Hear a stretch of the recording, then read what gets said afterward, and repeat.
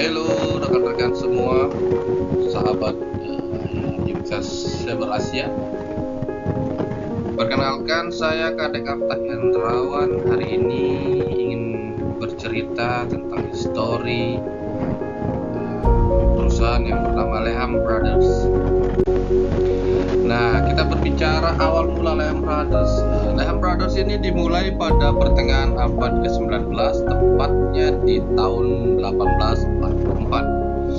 Ini dimulai di Montgomery, Alabama oleh Henry Lehman, yang mana Henry Lehman ini adalah seorang imigran dari Jerman. Dia dari menjadi toko barang-barang kering dan umum, dan saudara-saudara si Henry tersebut seperti si Mayer dan Immanuel bergabung dengannya melahirkan Lehman Brothers pada tahun 1850. Nah, selama tahun 1850-an, Lehman memulai menjadi perusahaan perdagangan komoditas utama yang mengkhususkan diri pada pasar kelas utama.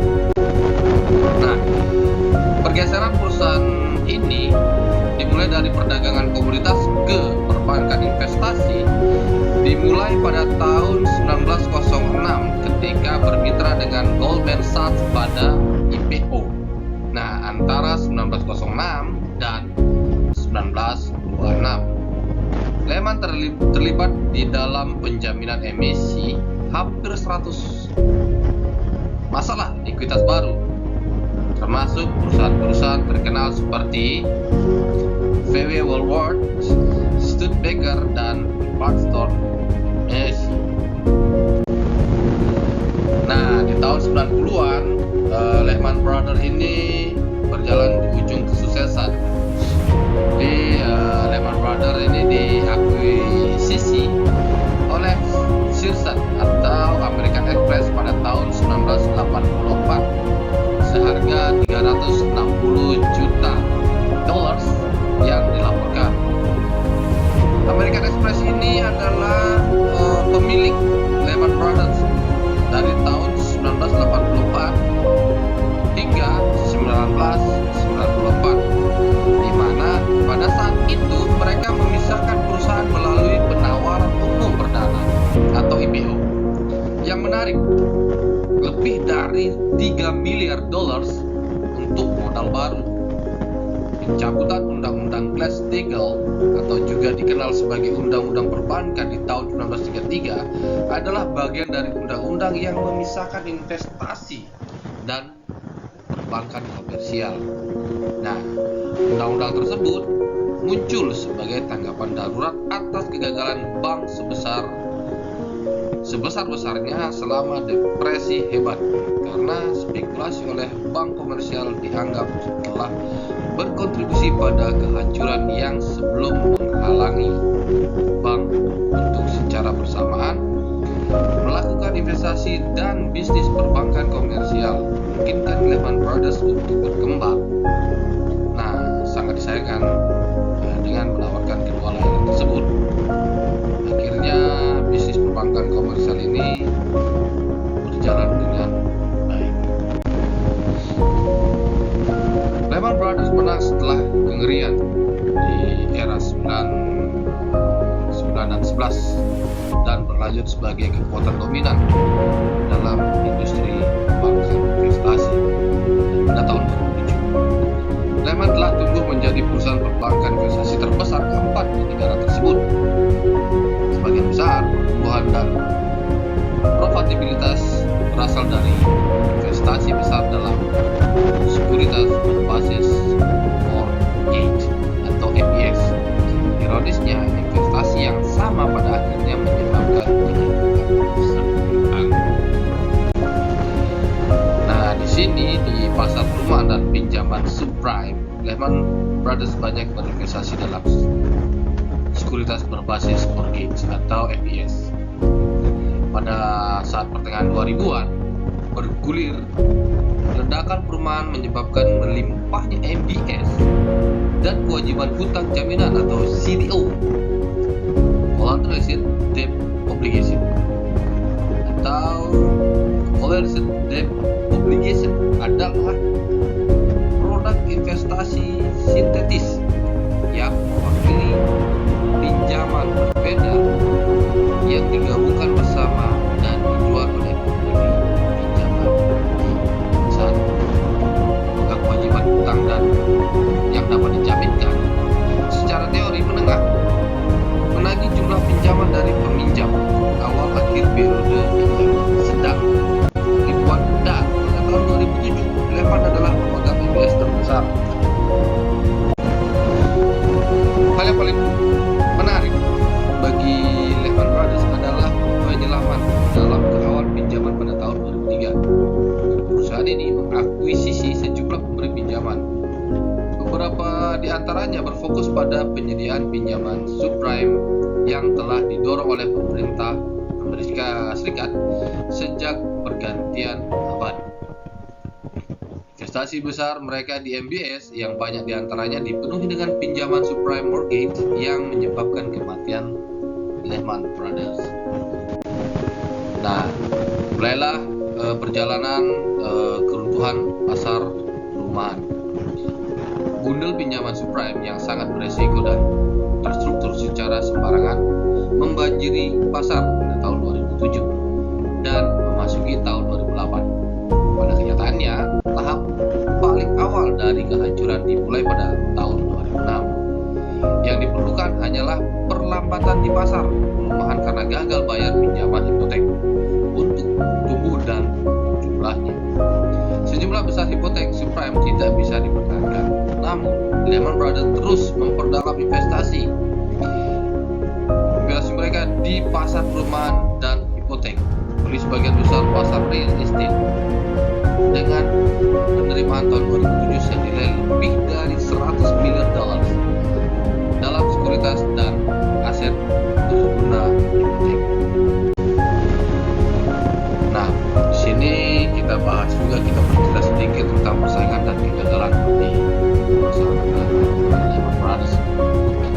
Persaingan terbesar di Lehman Brothers adalah dengan Bear Stearns, yang mana Bear Stearns kalah terlebih dahulu. Kesepakatannya didukung Federal Reserve memungkinkan JP Morgan Chase membeli perusahaan itu pada tahun 2008. Namun, kesepakatan itu membuat masa depan Lehman tidak pasti. Lehman sudah dalam kondisi lemah setelah bergantung pada repo untuk pendanaan harian. Perusahaan berusaha untuk meningkatkan kepercayaan pasar melalui penggalangan dana ekuitas pada awal musim panas di tahun 2008. Namun, angka tersebut terbukti kurang meyakinkan ketika pada bulan September Lehman melaporkan kerugian kuartal ketiga yang diantisipasi hampir 4 miliar dolar.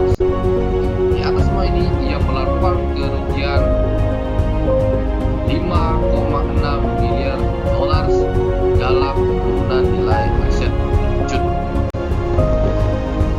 Nah, akhir dari cerita tersebut berakhirlah yang namanya Lehman Brothers.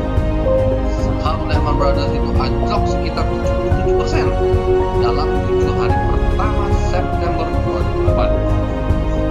Richard Gould atau CEO pada saat itu berusaha menyelamatkan muka di depan investor dan tetap membuka pintu dengan menggunakan berbagai taktik, termasuk spin-off perusahaan aset real estate komersial. Investor melihat Lehman pada apa adanya.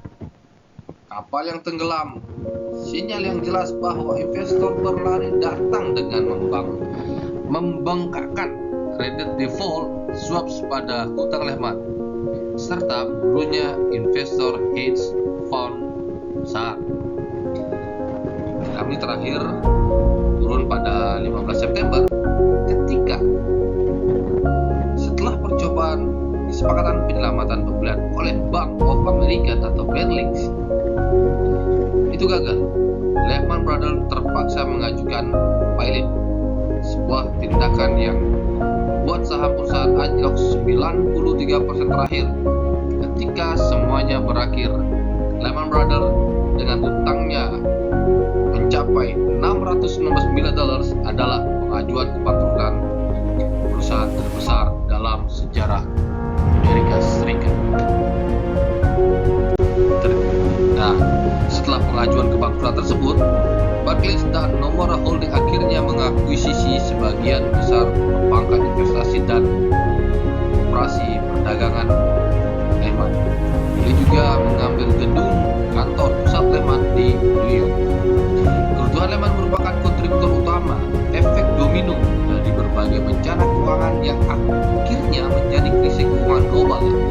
Dan tahun 2008-2009, krisis keuangan global atau krisis keuangan ini mengacu pada krisis keuangan besar-besaran yang dihadap di dunia dari tahun 2008 hingga 2009. Krisis keuangan berdampak pada individu dan institusi di seluruh dunia, dengan jutaan orang Amerika terkena dampak yang sangat parah. Lembaga keuangan tenggelam, banyak yang diserap oleh entitas yang lebih besar, dan pemerintah Amerika Serikat terpaksa menawarkan dana talangan. Banyak di industri masih bertanya-tanya mengapa Lehman dibiarkan gagal. Daripada diselamatkan oleh pemerintah federal Amerika Serikat seperti banyak bank lain. Salah satu alasan yang sering dikemukakan hanyalah besarnya utang Lehman dan ketidakmampuan asetnya untuk mulai menutupi utang-utang tersebut. Oke, jadi untuk kesimpulannya adalah si Lehman Brothers ini memaksakan diri untuk dalam investasi, sedangkan si Lehman ini sudah mengetahui tanda-tanda kegagalan masuk dari 2006. Jadi si Lehman ini memaksakan diri untuk memperdalam diri untuk memperoleh investasi yang besar. Jadi di tahun 2006 si Lehman sudah mengetahui bahwa tingkat kegagalan sudah mulai muncul. Jadi yang bersangkutan masih terus mendalami, dan akhirnya di 2008 bulan September sudah kelihatan 77% failed itu sudah muncul. Jadi intinya di histori ini adalah sikap memaksakan diri PSDM yang dimiliki oleh